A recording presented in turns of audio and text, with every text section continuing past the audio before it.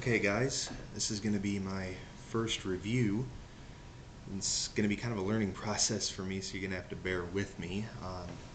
Figure to keep it simple, start out with something pretty simple, and Revolver, about as simple as they get.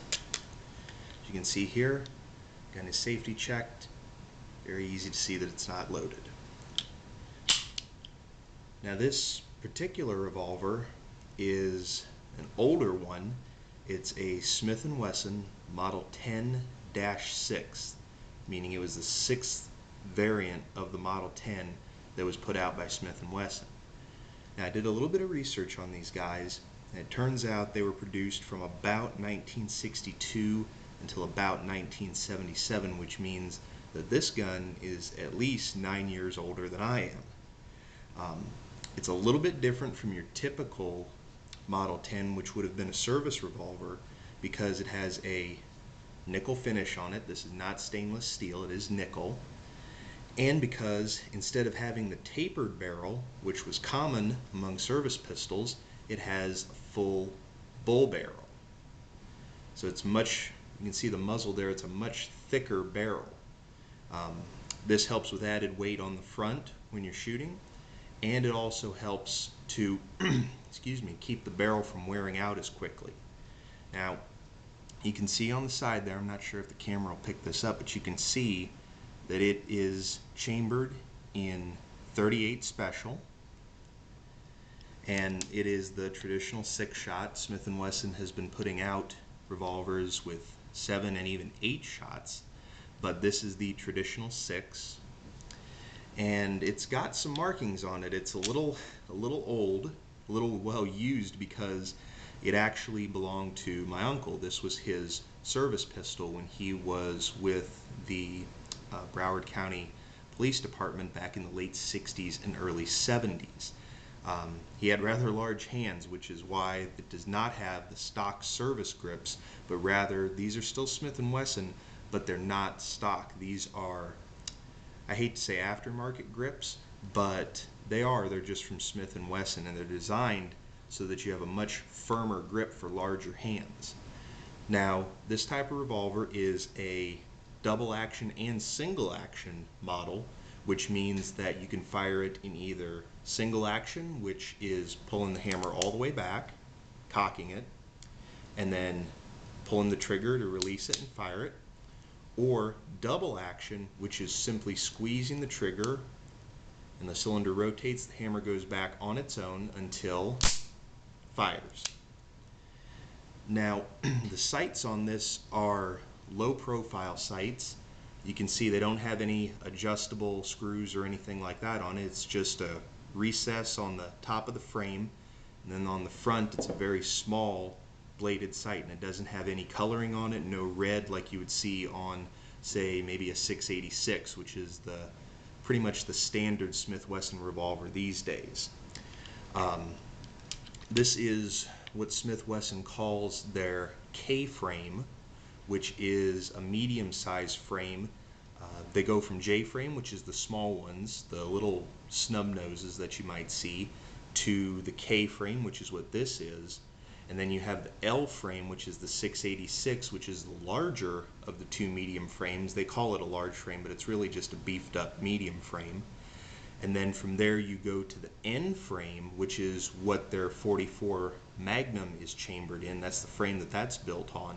And then from there you go up to the X frame, which is what their really big calibers are chambered in. That's for your 460 and your 500 Smith & Wesson Magnum. That's what those are based on, because as your calibers go up, your frame has to be able to handle it. They did make a 357 very similar to this. It actually was a K-frame revolver. It was called the Model 19.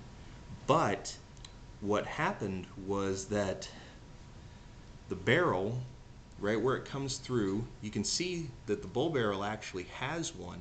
There's a little flat on the bottom of the forcing cone. I'm not sure if it's going to pick that up.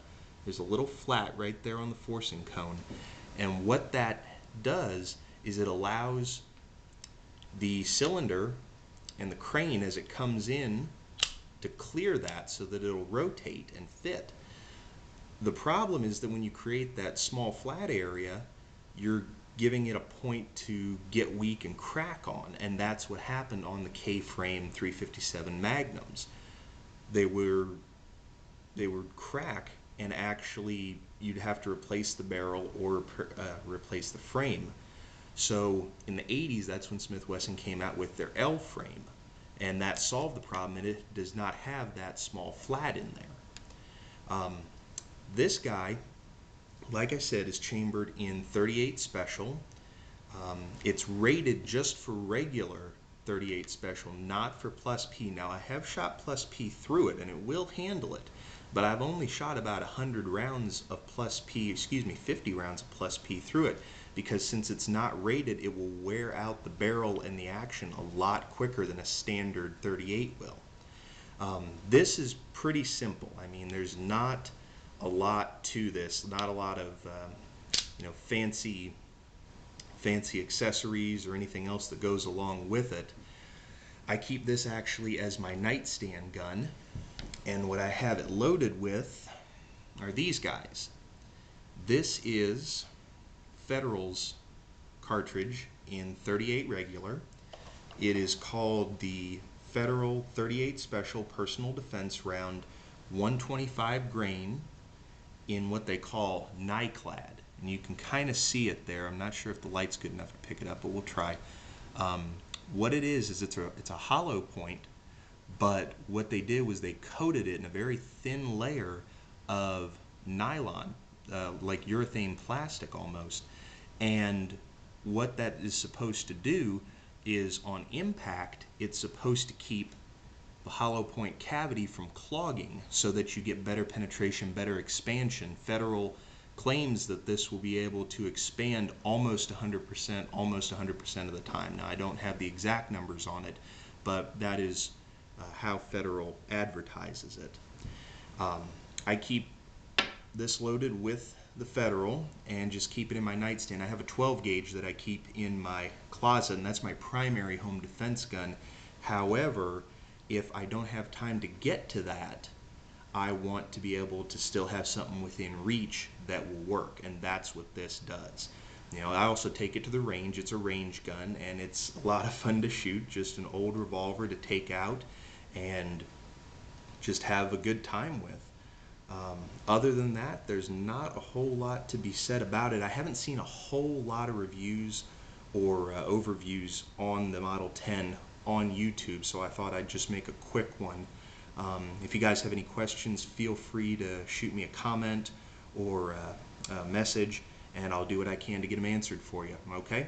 Take care, and have a good one.